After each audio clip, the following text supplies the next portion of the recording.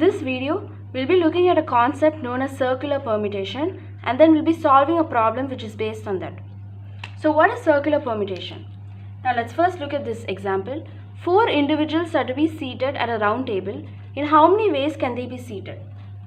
So we have a round table, and in this round table 4 individuals are to be seated. So let's have them as P, Q, R and S. Now how can we seat these 4 individuals in this round table? Now according to circular permutation, the number of ways for these 4 individuals to be seated will be n minus 1 factorial number of ways. Now most of you might ask, shouldn't it be n factorial number of ways? Because if you see in a line, let's just say the question states 4 individuals are to be standing in a line. In how many different ways can they be standing in this line? Or if it's 4 individuals are sitting on a bench, and in how many ways can they sit in this bench? In all of these cases, it will be equal to 4 factorial number of ways. Why? Because in the first spot, we will have 4 different options. Any one of these 4 people can be sitting here. We have 4 options. Second spot, we'll have 3 options because one of them would already be standing here. So there will be 3 options left, 2 and 1. So we'll have 4 factorial number of ways. But why is it for round table we have only 3 factorial number of ways? I'll explain why.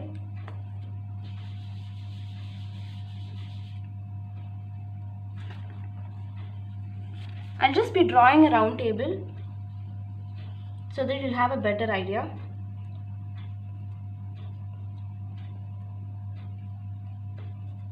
Let's say P is seated here, Q is seated over here, R is seated here, and S is over here. Now if you see in this table, P is next to Q and S. Just look at each of their positions.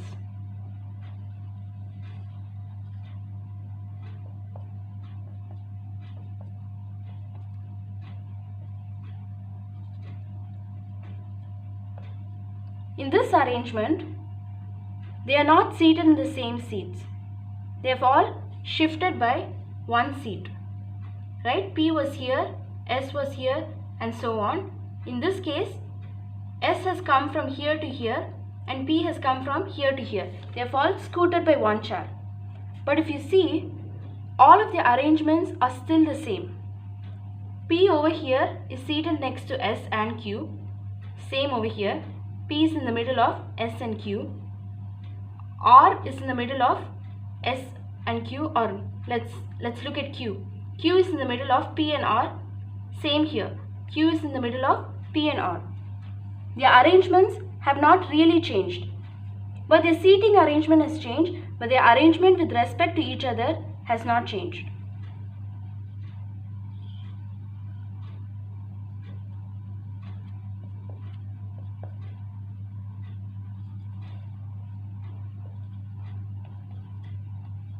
Same over here. Their respective arrangements with each other has not changed.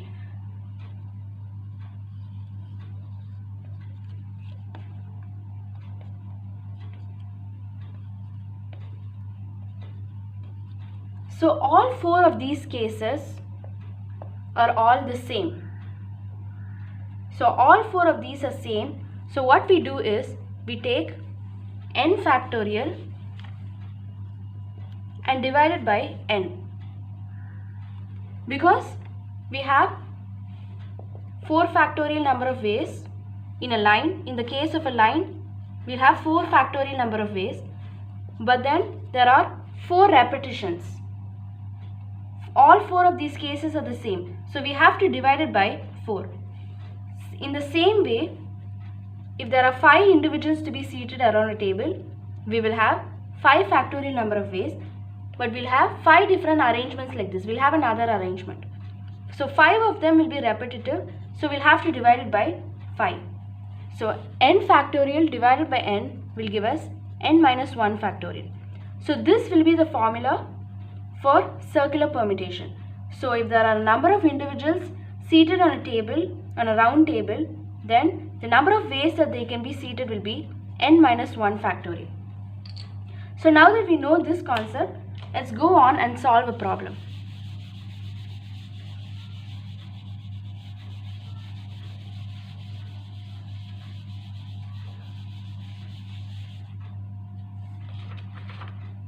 Let's look at this problem. There are 6 individuals seated on a round table A, B, C, D, E and F. So these are the 6 individuals. What is the probability that C and E will be seated together?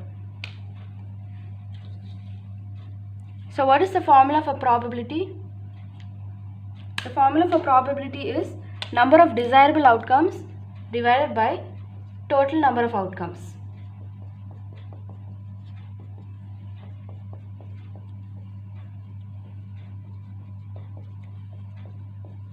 Desirable outcomes. So what are the desirable outcomes in this case? Probability that C and E are together. The desirable outcome will always be what is given after probability, right? In our question, total number of outcomes. So first we'll be looking at the total number of outcomes. So we have 6 individuals over here. We have A, B, C, D, E and F. Now these 6 individuals have to be seated around this round table. Round table. So we have 6 seats over here. So in how many different ways can they be seated? It will be n minus 1 factorial, and that is 6 minus 1 factorial, which is 5 factorial. That gives us 120 number of ways. So the total number of outcomes will be all the number of ways that these 6 individuals can sit on this table, and that is 120. There are 120 ways for them to be seated on this round table. Now we'll go on to the desirable outcomes. Now what is the desirable outcome in this case? It is that C and E are seated together.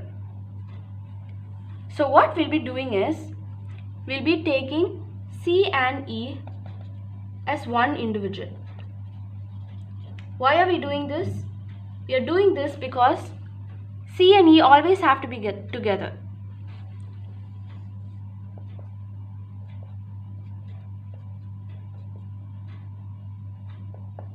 If C is over here, then E must be next to C. So we can take them as one individual. Or if C is over here, then E has to be here. Or E can be here and C can be here. Whatever. So they all have to be taken as one individual. So we will have A, B, C and E as one individual, D and F. So how many individuals will we take them as? We will take them as 5 individuals.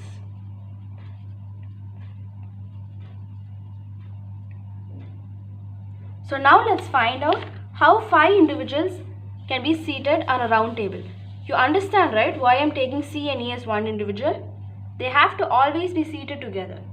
So we will just combine them as one individual for now. So in how many ways can 5 individuals be seated?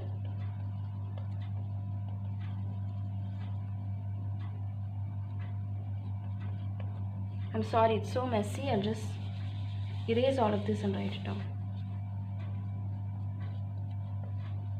Number of ways for 5 individuals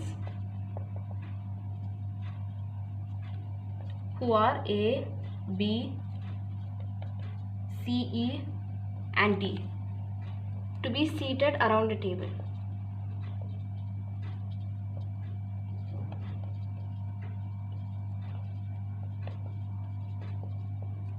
It will be n minus 1 factorial. In this case, n is 5. So we'll have 4 factorial number of ways. What is 4 factorial number of ways? It will be 24. 4 factorial is equal to 24.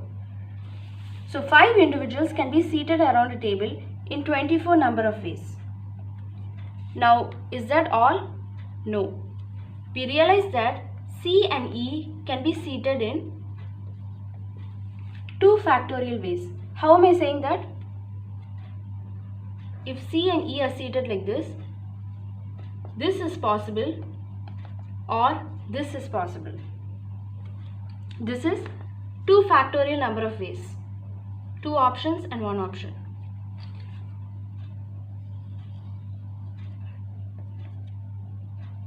We can have C over here and E over here, or we can have E and C.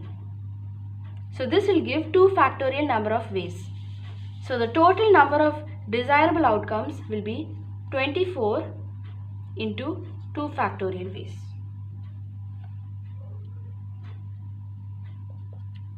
And this will give us 24 into 2, and that is 48 number of ways. So the number of desirable outcomes is 5 factorial into 2 factorial divided by, this is 4 factorial. 4 factorial into 2 factorial. First we have 4 factorial, and then C and E can be divided in 2 factorial ways, divided by total number of outcomes, and that is 120, which is 5 factorial. So we'll have 48 divided by 120. How did I get 48? 48 is 24 into 2.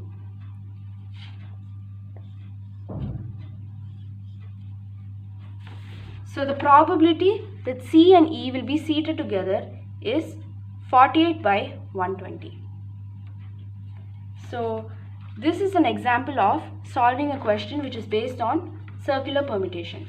If you want more questions on this topic, please subscribe to my channel and leave it in the comment section below. Thank you.